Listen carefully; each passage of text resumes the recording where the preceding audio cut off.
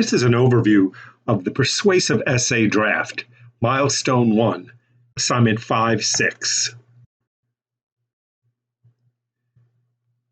In this assignment, we will take all of the materials, all of the work that we've done in previous weeks in the writing plan, the writing notes, and the annotated bibliography to compose the first draft of our persuasive essay.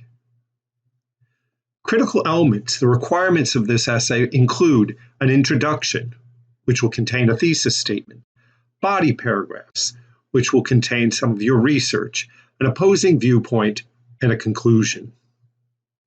In the introduction, you should start with an attention-getting sentence. You want to bring the reader in, get the reader's attention. In the introduction, you describe in the topic broadly, and then lead into the thesis statement. The introduction should not be a place where you're getting into detail or going in too quick. You want to bring the reader into the topic broadly and generally, and then slowly work your way to the thesis, and then you'll be specific. Your introduction should include a thesis statement. A thesis statement is one sentence that contains the topic, the argument, and the reasons. It should be the last sentence in your paragraph. It outlines, it's a blueprint for your paper. An example of a thesis statement is, there should be stricter bans on smoking because it's detrimental to the smoker, point 1, to the people around the smoker, point 2, and to the environment. Here's another example of a thesis statement taken from a student paper. It's about artificial intelligence and the impact on the legal profession. Note that the sentence falls at the very last part of the introductory paragraph. AI will profoundly change the legal profession and how legal services are provided because the current legal system is failing. Many tasks currently performed by lawyers can be replaced by AI with superior speed and accuracy, and increased funding and research of legal technologies will force lawyers to adopt artificial intelligence to survive. Now that you have your thesis statement and introduction, it's time to move on to the body. Body paragraphs should be organized around a single point, one of the key points. So each paragraph should have a reason that is a key point. If we go back to the illustration of the smoking, there were 3 reasons giving why smoking is bad. It hurts the smoker, it hurts people around the smoker, and it hurts the environment.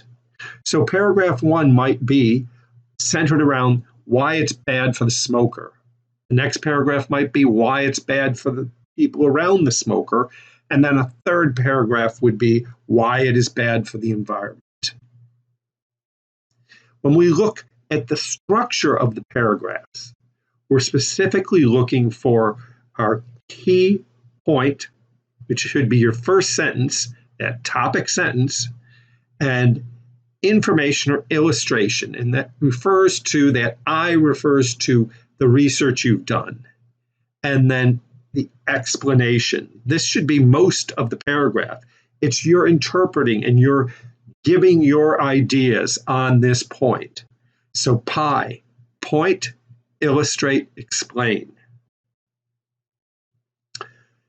After we've completed the body, we want to be sure that we've included an opposing view. This is sometimes done in a paragraph after the 3 main points. Sometimes you may include the opposing view into each of your body paragraphs as an opposing view to each key point. There's different ways to do this, but it's important that you have an opposing view. Without an opposing view, there's no debate. Without a debate, there can be no persuasion. It brings us back to the goal. What was your goal? Your goal was to persuade a certain audience, and that audience is typically those who hold the opposing view. Finally, we come to the conclusion. The conclusion reviews your argument and main points. It should articulate insights about the argument and refer to specific key points used within the essay. Last, I'd like to look at the grading rubric. This is how your grade will be assessed. We have the introduction paragraph, that's 10 points. Your thesis statement, 10 points. And then the body intent is 10 points, and the body paragraphs are 30 points. I want to bring these two together because it's 40% of the grade is based on your body paragraphs. It's based on your ability to structure a paragraph skillfully. And what does that mean? In body intent, 10 points, that is it focused on one key point? If you're wandering to different ideas, then that is not focused. And 30 points communicates combining thoughts and ideas with evidence. PI. That means, do you have research? Have you engaged in the research, interpreted it, explained it, and shared your ideas in one paragraph? We have 10 points for the opposing view, 10 points for the conclusion, the review. Did you review the argument and summarize the key points? And then last, is there insight?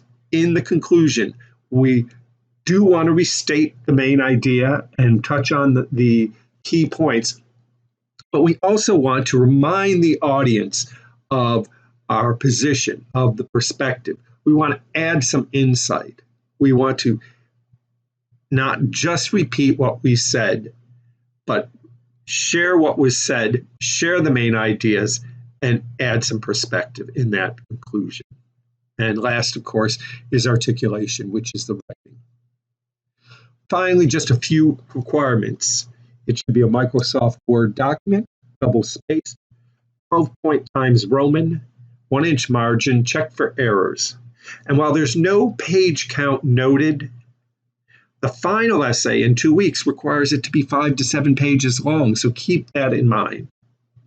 The draft should be a minimum of 5 paragraphs, and it really should be at least 3 pages. So remember, positive thinking. Think positively about this. It is a step towards the success in this class. And if you have any problems or concerns, contact your instructor. Thank you.